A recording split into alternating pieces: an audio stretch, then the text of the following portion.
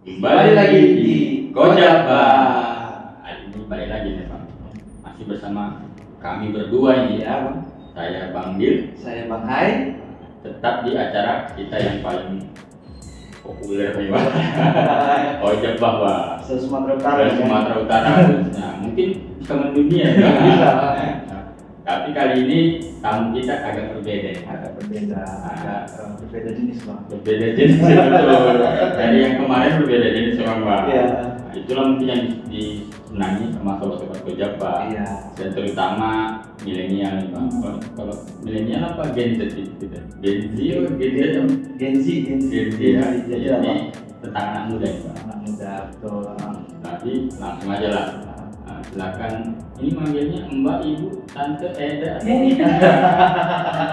Kakak ya? Kakak. Perkenalkan diri. Oke, perkenalkan guys, nama saya Sandi Bukara Setuhan, asli orang Kisaran, gitu kan, dan sudah di Kisaran. Belum kisaran pasti loh. Karena dari lahir, SMA, SMP semua situ. Dari lahir, dari buatnya di kisaran. Iya. Karena ya seperti itu. Iya. Dan sekarang masih Masih stay di. stay di Kisaran juga, dan bekerja di BNN. Mungkin itu ya Bang ya. Berapa lama di BNN? Khususnya di kisaran Sekitar 8 tahun ya. 8 tahun. Berarti mungkin kalau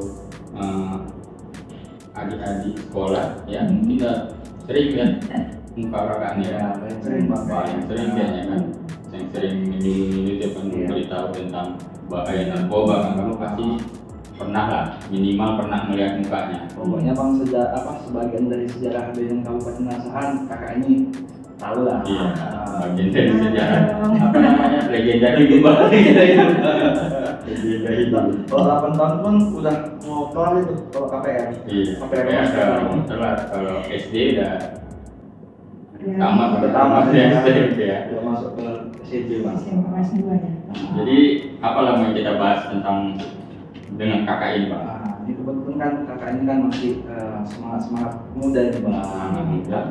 Semangat muda. Jadi kita yang bahas pun tentang yang fresh ini Bang. Dan Fresh. nggak berat-berat kali untuk Iya, itu Bang. diskusinya. Fresh dan yang akan terjadi masa depan nih Bang. Kita berbicara masa depan nih kan. Iya, kayaknya seneng nih kayaknya kalau bicara masa depan gitu kan apa yang akan terjadi ke depannya ya kan. Iya. Bisa istilahnya apa? Meramal ya Bang. Melamar. Kayak ini ya. Meramal tuh melamar nih Bang. Beda tipis nih Bang. Iya. Kemarin. Nah, jadi nih untuk Kak Santi ya kan biar teman-teman sobat-sobat Kojaba ini agak lebih mendalami dari Kak Santi ini kira-kira coba pengalaman pribadi bisa nggak diceritakan sedikit tentang masa depannya? Baik yang berkaitan dengan sekarang cuman ada hubungannya dengan masa depan. Nah, pengalaman pribadi lah. Iya. Jadi kalau ditanya pengalaman itu ya Bang ya, sebenarnya untuk terkait dengan masa depan ada beberapa hal yang mau saya sharingkan ya. Saya tentang bagaimana anak muda itu meraih masa depan. Nah, saya dulu tamat SMA itu kan 2008. Nah, pasti ujung-ujungnya nih pada anak-anak muda itu kan pastinya kalau udah tamat SMA mau kemana gitu ya kan. Nah saat itu ketika saya tamat SMA 2008 itu saya punya cita-cita dulu jadi dokter. Dokter apa nih? Hewan. Dokter umum pastinya. Umum, ya. Iya, karena motivasinya itu dulunya biar bisa bantu orang tua ketika dia sakit kita ingin Iya. Itu kan kayaknya berpahala Tugas banget ya. mulia. Iya, gitu kan. Nah tapi ternyata berjalannya waktu ketika saya punya mimpi itu tidak gampang gitu untuk mendapatkannya. Dan ternyata ketika kita memiliki satu mimpi, jika kemampuan kita pun ternyata saat itu tidak di basic itu, ternyata itu nggak bisa dapat gitu. Bisa ya terlalu dipaksakan ya. Benar. Nah saat itu ketika saya 2008 tamat SMA, saya bimbingan di situ ngambil intensif untuk kuliah. Dan saat itu saya coba untuk yang di USU, masuk di Sulawesi malah kan saya ambil yang biar gampang gitu ya. Jauh ya. Benar. Nah ternyata ketika saya coba itu nggak dapet. Nah mikirnya gini, mungkin kurang persiapan. Oke, kita buat persiapan. Nganggur setahun, ambil bimbingan lagi. Nah ketika saya coba untuk bimbingan kembali, kita udah berusaha ini, saya udah belajar, udah merasa udah matang lagi. Nah ternyata ketika saya coba lagi 2009 itu ambil kuliah kedokteran juga, ternyata nggak dapat juga. Nah di situ saya ambil pelajaran bahwa segala sesuatu yang kita harapkan belum tentu itu terjadi kalau bukan kehendak Tuhan. Nah jadi saya mikir di sini, oh kayak mana nih masa depan saya seperti ini? Apa kayak udah kehilangan harapan nih, kayak merasa gitu kan. Tapi ternyata saat saya merasa hal seperti itu, yang saya ambil saat itu adalah datang kepada Tuhan dengan berdoa. Saya bilang Tuhan begini, Tuhan, kalau memang tidak jurusan kedokteran, kemanapun aku pokoknya mau kuliah. Tujuan aku kuliah saat itu adalah biar saya dapat pengalaman, meningkatkan pendidikan, dan setidaknya yang saya dapat dulunya kan kalau orang kuliah itu dibilang kan lebih sejahtera nantinya ketika bekerja gitu kan. Nah tapi saya bilang sama Tuhan gini, saya pengen kuliah Tuhan tapi tidak membebani orang tua.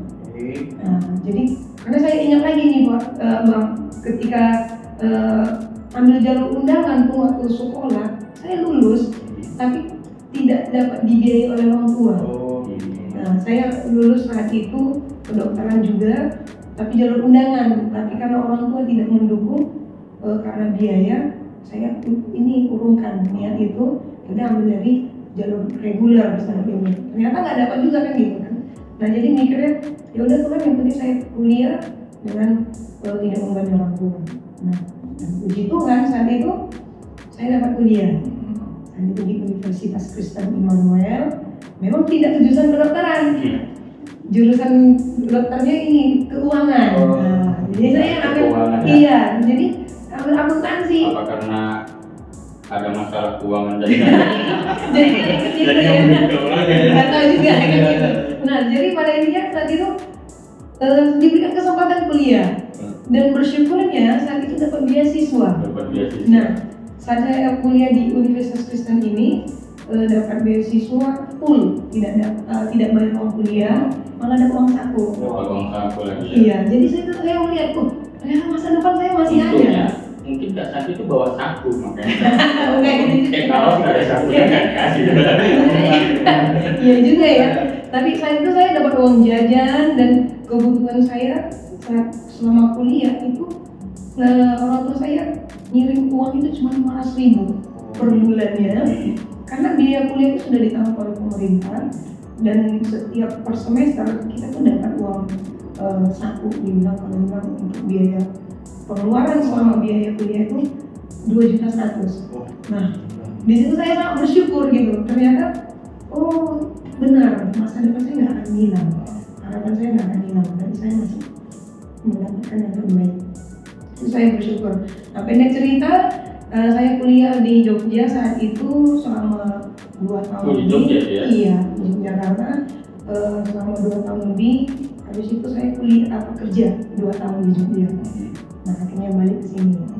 Motivasinya cuma satu waktu itu, karena bapak saya sudah dipanggil Tuhan, sudah meninggal. Kakak saya yang biasa yang ngurus mama saya itu juga sudah dipanggil Tuhan. Jadi saya komitmen untuk balik ke sini. Nah balik ke sini saya juga dapat melihat masa depan saya itu masih ada gitu. Karena apa? Ketika saya sudah sampai di sini pastinya nganggur lah ya, karena belum tentu langsung dapat kerja. Nah pada endingnya saya bisa bekerja di sana. Oke.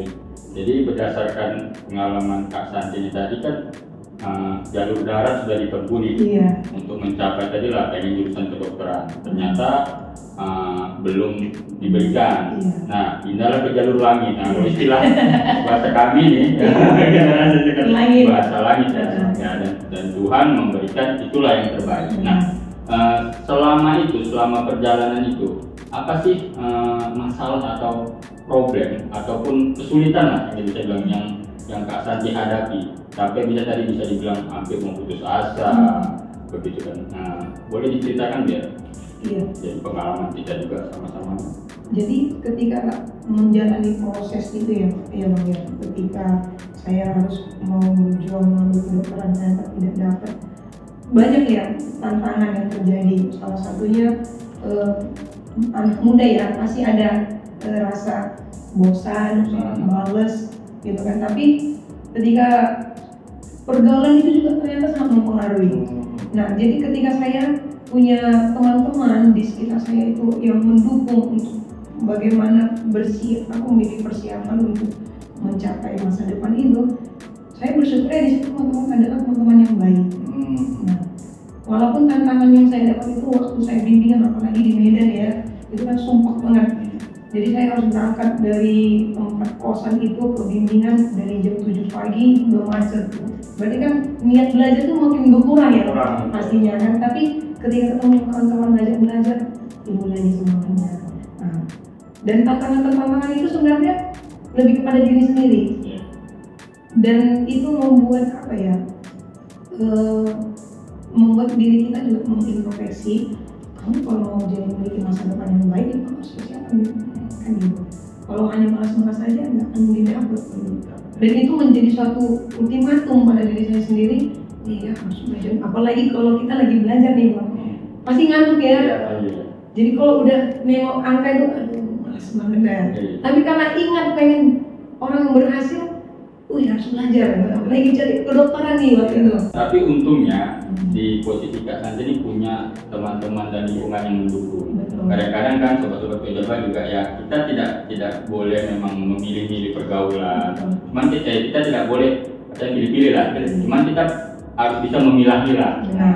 Yang mana yang apa istilahnya, kalau ada pepatah kita bergaul dengan tukang minyak wangi gitu kan, kita juga wangi ya kan. Nah, walaupun napasnya bawah. Jadi memang begitu lah. Jadi selain tantangan itu, apa ada lagi tantangan yang lebih membuat Kak Santi itu ya dan balik aja lah kampung gitu kan, garap sawah lah, tak sawah orang ya aja. Ini kalau masih yang berhubungan dengan mencapai masa depan tentang kuliah itu sebenarnya tekanan sih Pak, tekanan dari orang tua. Karena waktu itu saya kan nganggur setahun itu rasanya kayak orang tua itu bisa juga ya. Kemana lah anak ini nanti kan gitu kan. Dan itu jadi satu orang tua ini kok jadi bisa ya. Dapat kerja belum dilamar. Bukan itu, tidak ada dunia di ceritanya ya. Dalam waktu yang sekarang kayak itu tidak termasuk. Kita ya ini. Belum tujuh. Itu sekarang. Yang itu belum. Pikirnya anak ini mau jadi apa nanti ya gitu kan. Itu tekanan terjadi. Kalau sekarang mungkin yang tadi. Aduh, apa namanya? Banyak tuh apa pergaulan. Satu lagi yang kita kenal tuh LGBT gitu kan, disorientasi seksual gitu. Mungkin ke situ orang tua enak ya, karena pikirnya nggak ada ini ya. Iya. Nanti dicari. Itu kan sebagai kita juga pengalaman, karena guru yang terbaik itu pengalaman. Tadi pertanyaannya pengalaman tentang masa depan. Pengalaman sebenarnya masa lalu, tapi tentang masa depan kayaknya pernah tuh. Cuman dari cerita Kak Santi tadi, pengalaman yang lama itu berpengaruh kepada masa depan. Jadi ada tagline kata belum selesai. Mari kita wujudkan Indonesia bersinar, asahan bersih dari narkotika. Oke.